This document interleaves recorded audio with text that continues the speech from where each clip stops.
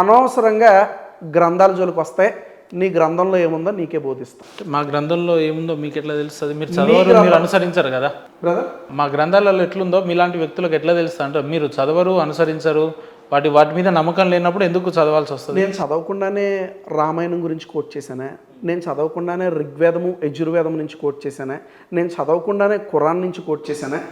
నాకు దేవుడు ఇచ్చినటువంటి పరిమితమైన జ్ఞానంలో ప్రతిదాన్ని కూడా నేను ఎప్పటికప్పుడు అధ్యయనం చేస్తూ ఉన్నాను.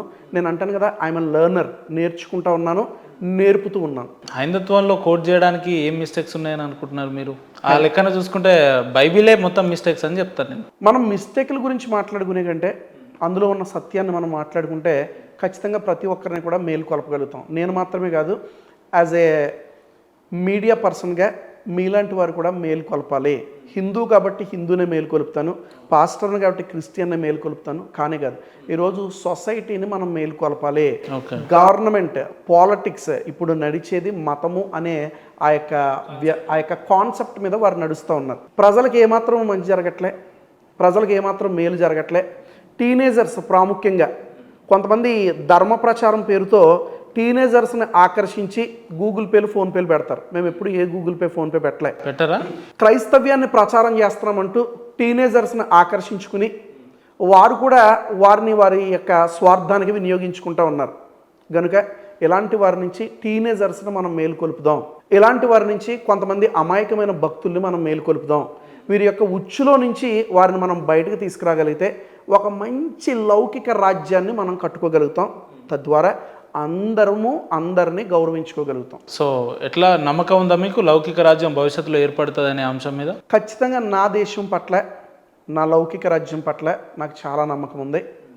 సో ఎప్పటికైనా సరే ఈ మతాలు అనేవన్నీ కూడా పక్కకెళ్ళి మానవత్వంతో, లౌకిక రాజ్యంతో ఖచ్చితంగా మనం ముందుకు సాగగలుగుతాం. అయితే ఇది రవీంద్రనాథ్ వలనో, ఇది ఒక ఉపేంద్ర గారి వలనో కాదు, ప్రతి ఒక్కరు కూడా మేలుకొల్పాలి. ఇందాక ఒక కాన్సెప్ట్ మర్చిపోయినాం. సరే, రామాయణం, మహాభారతాలు లేదంటే ఖురాన్ ఇవన్నీ పక్కన పెడితే బైబిల్ యొక్క గొప్పతనం ఏందనంటే దాన్ని ఇంకా ఫుల్ఫిల్ చేయలేదు మీరు. ఎందుకు అనుసరించాలి బైబిల్ని? అంతా కొంతవరకు చదివిన, కొంతవరకు తెలుసుకున్న మీలాంటి వ్యక్తులు బైబిల్ నుంచి మీరు ఏం గ్రాస్ప్ చేసుకున్నారు, ఏం రిసీవ్ చేసుకున్నారు అన్నట్టు? వాస్తవానికి బైబిల్ అనేది ఒక గ్రీక్ పదము. దాన్ని గ్రీక్లో బిబ్లియోస్ లేదా బిబ్లియా అని అంటారు. బిబ్లియోస్ అనగా ఏ కాంబినేషన్ ఆఫ్ బుక్స్, గ్రంథాల కలయిక, లేదా ద బుక్స్ అంటే గ్రంథాల యొక్క కలయిక. అందుకే అందులో 66 పుస్తకాలు ఉంటాయి. ఈ 66 పుస్తకాలు కాంబినేషన్నే బిబ్లియోస్ లేదా బిబ్లియా అని పిలిచారు. మరి ఈ యొక్క బైబిల్ ముందు హోలీ అని ఎందుకు పెట్టారో తెలుసా? ఈ యొక్క గ్రంథము ద్వారా అనేకులు వారి యొక్క బ్రతుకులను మార్చుకున్నారు. రేపిస్టులు మారారు, స్మగ్లింగ్ చేసేవారు మారారు, హంతకులు మారారు, దొంగలు మారారు, టెర్రరిస్టులు మారారు. ఇందులో పరిశుద్ధమైన వాక్యం ఉంది కనుక పరిశుద్ధమైన జీవితంలోకి అనేకులు వచ్చారు. కనుక ఈ గ్రంథము పరిశుద్ధమైనది అని చెప్పడానికి ఎలాంటి సందేహం లేదు. ఈ గ్రంథము గొప్పది అని చెప్పడానికి కూడా ఎలాంటి సందేహం లేదు. బైబిల్ మీద ఎన్నో పరిశోధనలు జరిగినాయి, బైబిల్ మీద ఎన్నో పరీక్షలు జరిగినాయి. సైంటిఫిక్గా, హిస్టారికల్గా, ఆర్కియలాజికల్గా అన్ని రకాలుగా ప్రూవ్ అయిన గ్రంథం ఏదైనా ఉంటే బైబిల్ గ్రంథం. అంత కాన్ఫిడెన్స్ ఎట్లా చెప్తున్నారు? ఖచ్చితంగా బైబిల్లో హిస్టరీ ఉంది, రాజులు, రాజ్యాలు, వారి యొక్క పరిస్థితులు ఇవన్నీ కూడా ఉన్నాయి. ఖచ్చితంగా బైబిల్లో సైన్స్ ఉంది. ఇందాక మనం మాట్లాడుకున్నట్లుగా ఆదాము భూమిలో నుంచి తీయబడ్డాడు. ఈ యొక్క భూమి మీద నీటి శాతము 70, ల్యాండ్ అంటే భూమి శాతము 30.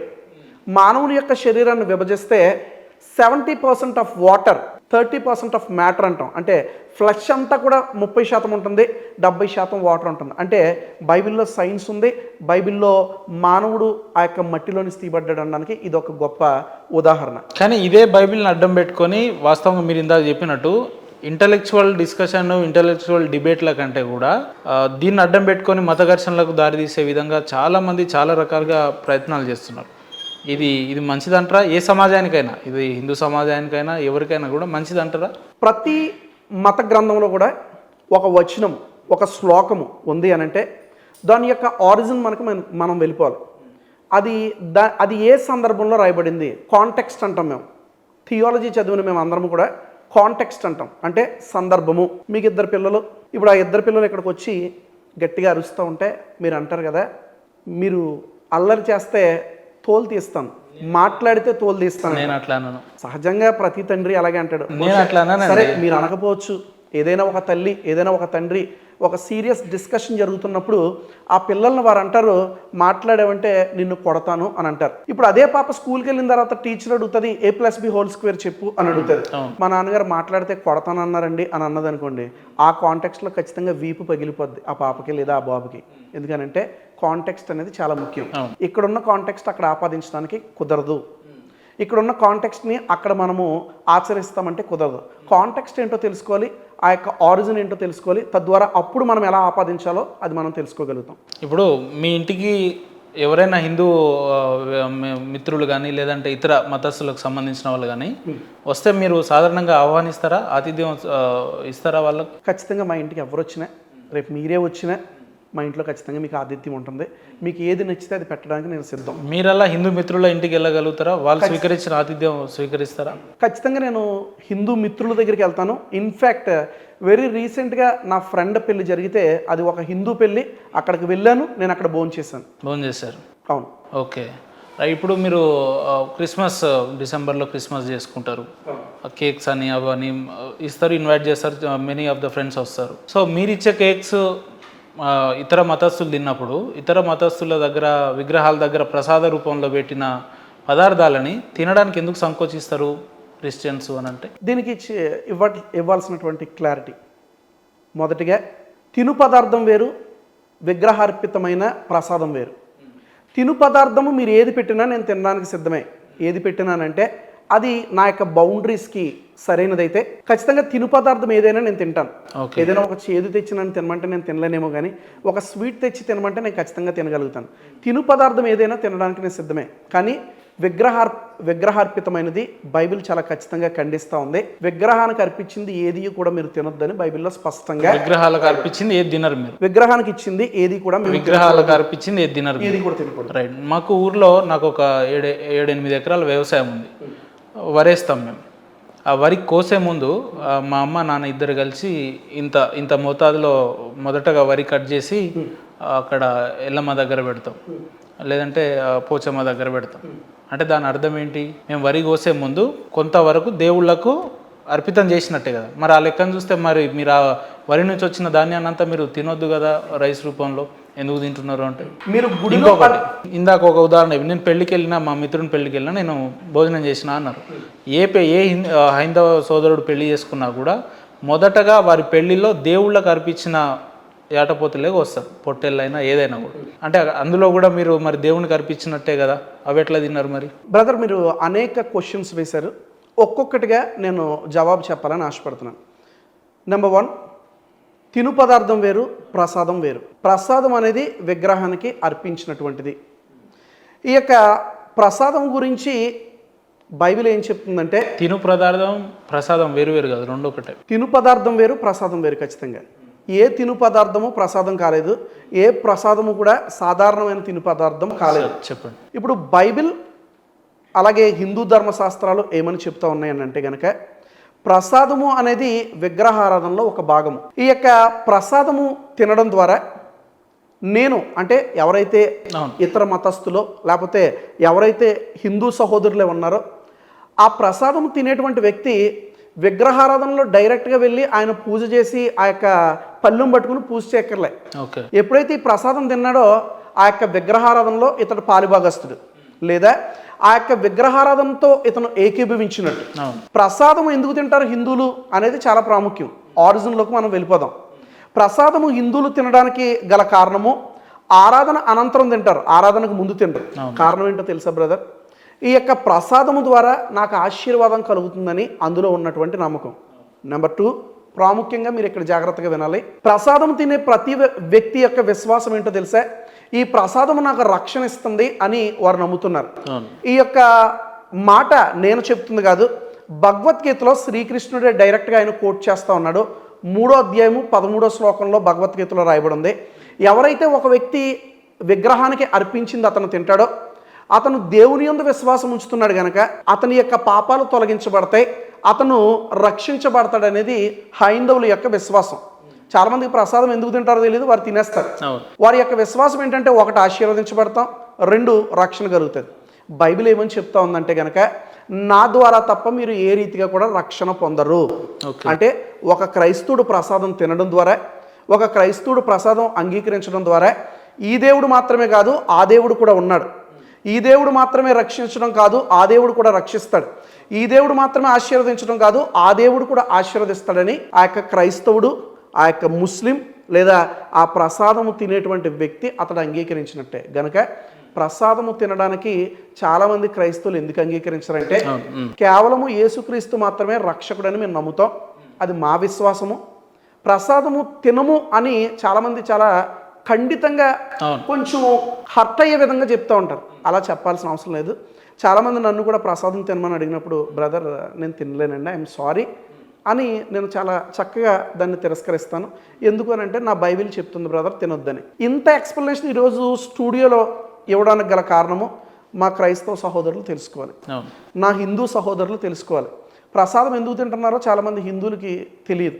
బహుశా ఇప్పుడు వింటున్న మీకు కూడా కొంతవరకు క్లారిటీ ఉండొచ్చు, కొంతవరకు లేకపోవచ్చు. సో ప్రసాదం తినకపోవడానికి గల ప్రాముఖ్యమైన కారణము ఇదే. అంటే ప్రసాదంలో ఏముంటుందని, అంటే ఇప్పుడు నేను ప్రసాదంలో నేను లేను, లేదంటే దేవుడు నేను ఒక్కడిని అని చెప్పి యేసుక్రీస్తు చెప్తారని చెప్తున్నాను. అంటే ఇతర మతస్థులు లేదంటే ఇతర సోదరులు చేసిన ప్రసాదం తింటే మీకు వచ్చే ఇబ్బంది ఏందంటున్నాను. అందుకే ప్రభు వాక్యము ఏమంటుందంటే కనుక ప్రతిదీ మీరు ఏం ఫాలో అయినా ప్రభు వాక్యంతో ఫాలో అవుతారా? ఖచ్చితంగా ప్రభు వాక్యంతో. ఖచ్చితంగా. మరి ఆ లెక్కను చూసుకుంటే బైబిల్ని నమ్మే వ్యక్తులంతా కూడా తప్పుదోవ పట్టాల్సినంత అవసరం లేదు కదా. మరి ఈరోజు ఆ పరిస్థితి లేదే. మనందరము కూడా పాప స్వభావం కలిగిన వారు. ఇది ఒక మత గ్రంథం చెప్పట్లేదు, ప్రతి మత గ్రంథం కూడా చెప్తాం, ప్రతి దాంట్లో ఉంటుంది. దేవుని వాక్యం అంటా ఉంది బైబిల్లో, నీతిమంతుడు లేడు ఒక్కడునూ లేడు. అంటే ఒక్కరు కూడా నీతిమంతులు లేరు, ప్రతి ఒక్కరు కూడా పాపాత్ములే. యజ్ఞవల్క్య స్మృతిలో యజ్ఞవల్కుడు అనే ఒక ఆయన యజ్ఞవల్క్య స్మృతి రాశాడు. అందులో ఆయన అంటాడు కదా, మనుస్మృతిలో కూడా ఈ మాట ఉంటుంది, యదాహ్నాత్ కురితే పాపం తదాహ్నాత్ ప్రతిమృత్యుతే. యదాహ్నాత్ కురితే పాపం అంటే మానవుడిగా పుట్టిన ప్రతి ఒక్కడు కూడా పాపము చేయాలి, చేస్తావు కాదు, మానవుడిగా పుట్టిన ప్రతి ఒక్కడు కూడా పాపం చేయాలి. తదాహ్నాత్ ప్రతి మృత్యుతే అంటే పాపము చేసిన ప్రతి ఒక్కడికి కూడా మృత్యువు తథ్యము. అందుకే దేవుడే తన రక్షకుడిగా దిగివచ్చి మనందరినీ కూడా రక్షించాడు. కనుక మనందరం కూడా పాపాత్ములమే, ఇందులో ఎలాంటి సందేహం లేదు. ఒక ఆయన గురించి అందుకే నేను జ్ఞాపకం చేశాను, మీరు పాపాత్ములను బైబిల్ అంటుంది అంటున్నాడు. పాపాత్ములను బైబిలే కాదు, ఖురాన్ చెప్తా ఉంది, బైబిల్ చెప్తా ఉంది, హిందూ మత గ్రంథాలు చెప్తున్నాయి. ఖురాన్ అంటది కదా, every son of Adam sins. Muhammad ప్రవక్త పదే పదే ఈ కొటేషన్ ఇస్తాడు. ఆదాము నుంచి వచ్చిన ప్రతి ఒక్కడు కూడా పాపము చేసి తీరుతాడు. ఏంటి అంటే గనక పాపము మన యొక్క స్వాస్థ్యం, సిన్ ఈజ్ అవర్ ఇన్హెరిటెన్స్. కనుక ప్రతి ఒక్కరు కూడా పాపం చేయాలి. మరి పాపం నుంచి ఎవరు విడిపిస్తారంటే ఆ ఒక్కడే ఉన్న దేవుడు రావాలి, ఆ ఒక్కడే ఉన్న దేవుడు ప్రాణం పెట్టాలి, బలియాగముగా ఆయన చనిపోతే తప్ప ఏమాత్రం కూడా ఎవరికి పాప పరిహారము కలగదు.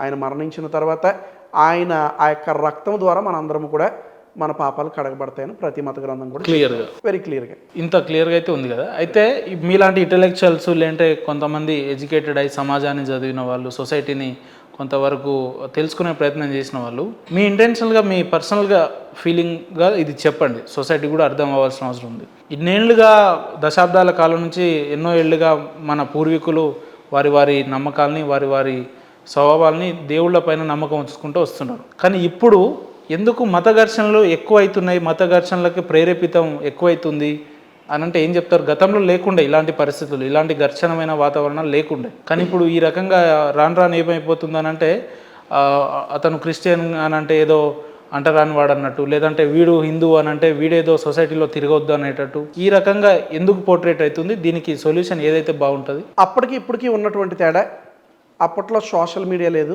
ఇప్పుడు సోషల్ మీడియా ఉంది. అవును. అప్పటికి ఇప్పటికీ ఉన్న తేడా, అప్పట్లో ఫోన్పే గూగుల్ పేస్ లేవు, ఇప్పుడు ఫోన్పే గూగుల్ పేస్ వచ్చినాయి.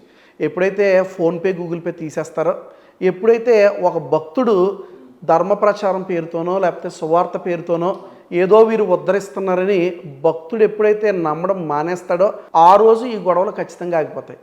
ఎంతకాలం అయితే నువ్వు ఆ యొక్క దుర్మార్గులను పోషిస్తావో, ధర్మ ప్రచారం పేరు చెప్పి ఏదో సోషల్ మీడియాలో ఇష్టం వచ్చినట్టు మాట్లాడి ధర్మ ప్రచారం పేరుతో ఆ యొక్క కొందరి మీద దాడి చేయడం. ఆయన ఎవరో దేశభక్తి అంటే అనుకుంటున్నాడు, మైసూర్ పాక్లో పాక్ తీసేస్తే దేశభక్తి అనుకుంటున్నాడు. ఏంటంటే పాకిస్తాన్ పాక్ కనుక ఆయన మైసూర్ పాక్ అంటే పాకము అని కూడా తెలియనివాడు దేశభక్తుడు. సో ఎప్పుడైతే ఈ యొక్క ధనము ట్రాన్సాక్షన్స్ ఆగిపోతాయో ధర్మ ప్రచారం ఆగిపోద్ది, సువార్త కూడా చాలామంది తగ్గిపోతారు. ఎందుకనంటే కొందరు డబ్బుల కోసమే సేవ చేయడానికి పాస్టర్ అనేటువంటి ట్యాగ్ లైన్ తగిలించుకోవడానికి గల కారణం ఏంటంటే ఎలాంటి చదువు అక్కర్లేదు, ఎలాంటి డిగ్రీ అవసరం లేదు. అయ్యా నీకు ఎవరు ట్రైనింగ్ ఇచ్చారంటే నాకు దేవుడే ట్రైనింగ్ ఇచ్చాడు అంటున్నారు. ట్రైనింగ్ ఎందుకు అని తిరిగి ప్రశ్నిస్తూ ఉన్నారు. నేను అంటాను కదా, పాస్టర్లకు ట్రైనింగ్ అవసరం అంటారా? పాస్టర్కి పాస్టర్ అవ్వాలంటే ట్రైనింగ్ తీసుకోవాలన్నా, చాలా మందికి తెలియదు ఇది. ఖచ్చితంగా తీసుకోవాలి అని రూల్ ఏం లేదు, కానీ తీసుకోవడం వల్ల చాలా మంచిది. ఓకే. తీసుకున్నట్టు ద్వారా మనం ఏం మాట్లాడాలి, ఏం మాట్లాడకూడదు, ఎందుకు మాట్లాడాలి, ఎందుకు మాట్లాడకూడదు, ఎంత మాట్లాడాలి, ఎంత మాట్లాడకూడదు అనేది మనకు కొన్ని తెలుస్తూ ఉంటాయి. కొంతమంది హిందూ దేవీ దేవతలను దూషించడానికి కారణం ట్రైనింగ్ లేకపోవడం. కొంతమంది ఈ స్వస్థతలు ఏవో జరిగిపోతాయని కచ్చీఫ్లు నూనెలు అమ్ముకోవడానికి, పండ్లు అమ్ముకోవడానికి కారణము ట్రైనింగ్ లేకపోవడం. ఎవరయ్యా నీకు ట్రైనింగ్ ఇచ్చారంటే నాకు దేవుడే ట్రైనింగ్ ఇచ్చారంటున్నారు కొంతమంది. నేను ఒక మాట చెప్పాలనుకుంటున్నాను, బైబిల్లో ప్రతి భక్తుడు కూడా ట్రైనింగ్ తీసుకున్నవాడే.